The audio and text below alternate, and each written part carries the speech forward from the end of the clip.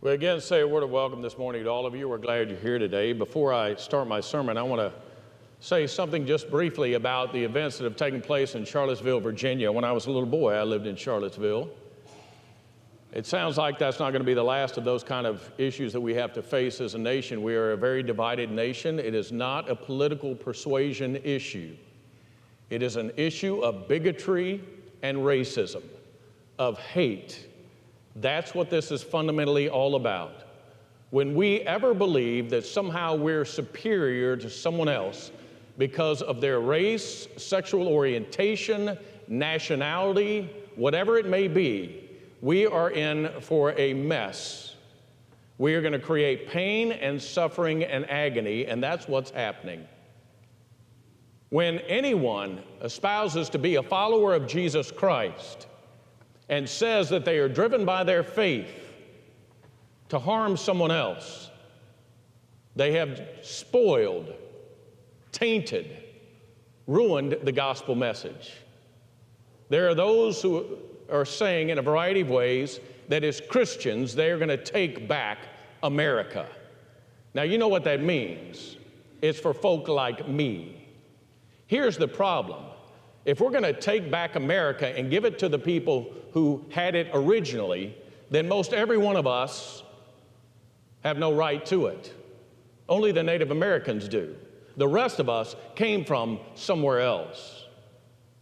And one of the issues that I have with all of this is that there are people who profess to be followers of Jesus Christ in the midst of all this hatred,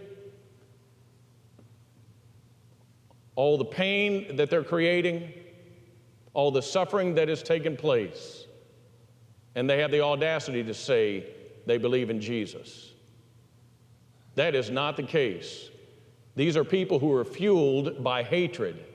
They are fueled by racism and bigotry.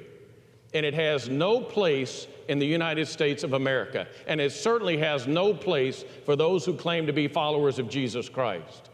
It sounds like to me this is not the last of those kinds of issues that we're going to have to face, that there are planned rallies in other parts of the country. Now, we as followers of Jesus Christ say that we love our neighbor. In fact, Jesus was asked the question, what is the greatest commandment?